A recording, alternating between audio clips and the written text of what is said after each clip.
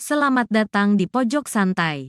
Sebelum Anda mendengarkan audiobook ini, kami menginformasikan bahwa channel ini adalah review audio dari buku yang ada di Indonesia. Untuk membaca keseluruhan buku ini, kami menyarankan membeli buku aslinya di toko buku kesayangan Anda, baik offline maupun online. Keberadaan channel ini dimaksudkan untuk membantu Anda mendapatkan pengetahuan dari buku-buku kesayangan Anda.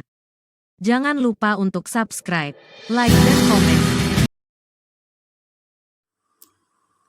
Selamat datang di Pojok Santai, channel khusus yang membahas komik dan novel dengan cara asyik.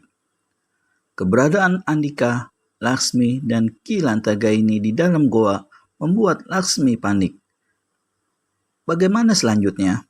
Yuk, langsung saja disimak video kali ini. Aku tahu kalian ada di dalam, jadi jangan berpura-pura. Suara itu membahana kembali.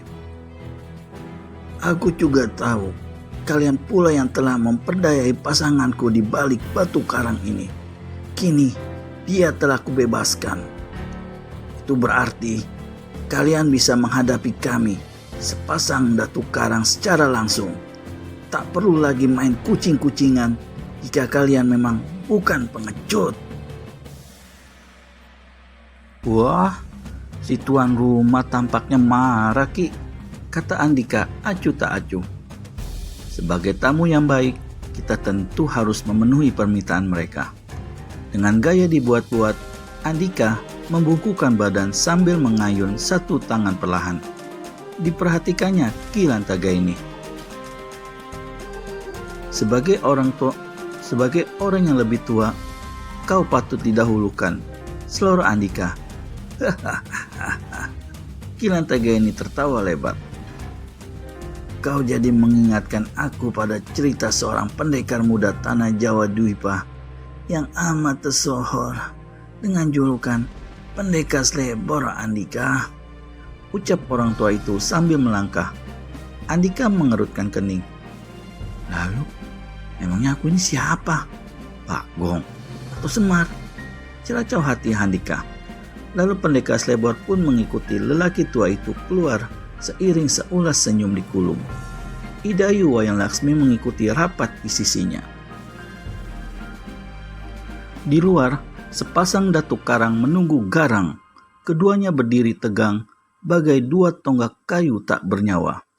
Cara berdiri mereka begitu menantang. Lalinggi menekap tangan di depan dada, sedangkan Gumbala bertolak pinggang dengan angkuh. Hei, apa kabar?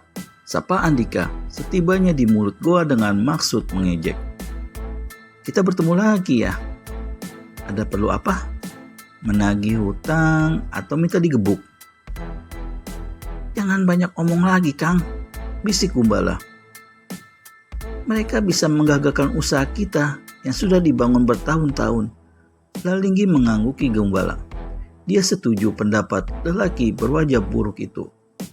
Lalu, dengan gerakan kepala diberinya isyarat pada Gumbala untuk segera menghajar pendekar Slebor. Gumbala tampak senang, tak tanggung-tanggung lagi dipersiapkannya pukulan tenaga dalamnya.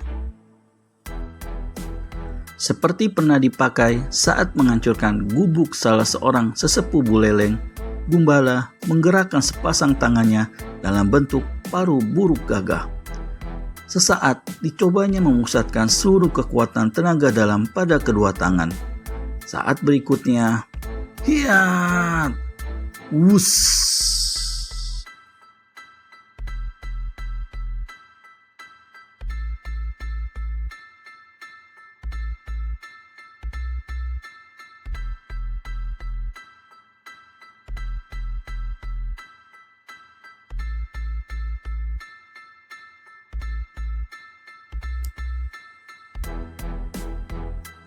Serangkum angin pukulan keras memburu ke arah pendekar Slebor, Ki Lantagaini dan Idayu Wayang Laksmi.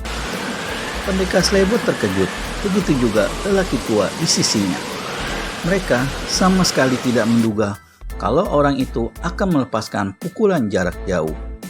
Idayu Wayan Laksmi yang tak biasa menghadapi keadaan seperti itu malah menjerit tak tanggung-tanggung. "Ah!" Dilihat dari tempat mereka berdiri, ketiga orang itu benar-benar dalam keadaan yang tidak menguntungkan.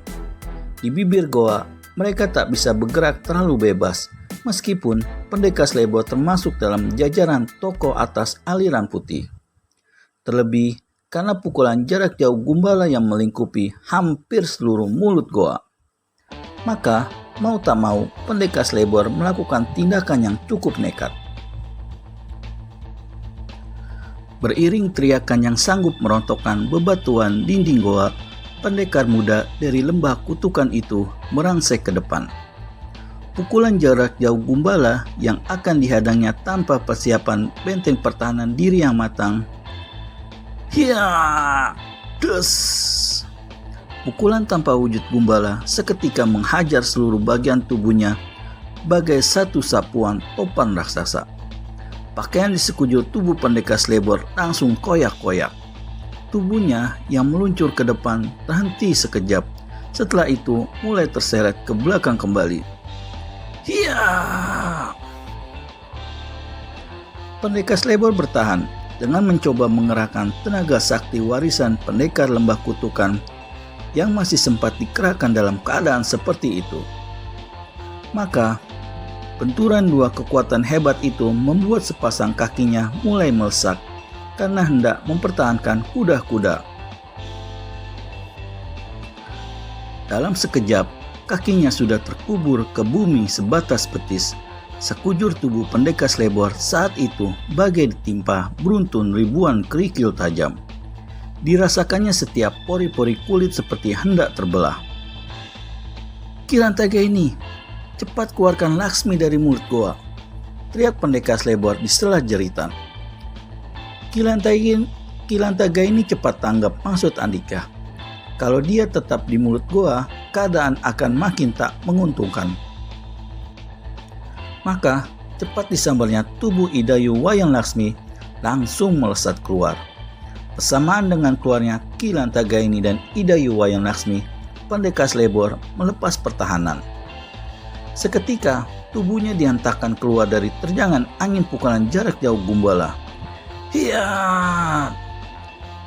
Ketika Pendekar Slebor berputar di udara, sisakan pukulan jarak jauh lawan tanpa tertahan lagi menghantam bibir goa, maka bongkahan batu sebesar manusia pun beruntuhan. Akibatnya, mulut goa karang hitam tertimbun cepat. Menyadari pukulan jarak jauhnya dapat membuat seluruh goa tertutup bongkahan-bongkahan batu cadas, Gumbala cepat menghentikan pengerahan ilmu andalannya. "Kau tak apa-apa, Andika?" tanya Kilantaga ini saat Andika tiba di depannya dalam keadaan tak karuan. Tak apa-apa, Ki," saut Andika. Berhubung ada gadis yang bersama Kilantaga ini di belakangnya, Andika lebih sudi bilang tak apa-apa. Padahal dadanya begitu sesak. Tak cuma itu, dari lubang hidung si pendekar urakan itu pun merembes darah segar. Andika baru menyadari ketika merasakan anyir darah itu mengalir ke mulutnya. "Hei, binatang langka itu telah membuatku hidungku berdarah," gerutu Pendekar Slebor berbisik mangkal. Baru saja Andika menyeka hidung dan koyakan tangan baju, Lalinggi gantian menyerang. Lelaki yang biasanya bersikap setenang permukaan telaga dan sedingin es itu kini berubah 180 derajat.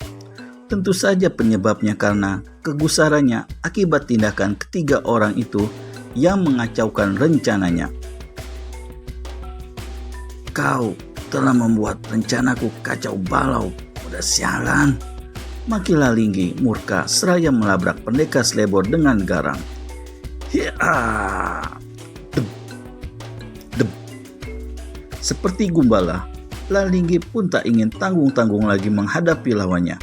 Jurus-jurus maut tingkat tertinggi yang dimilikinya langsung dikerahkan.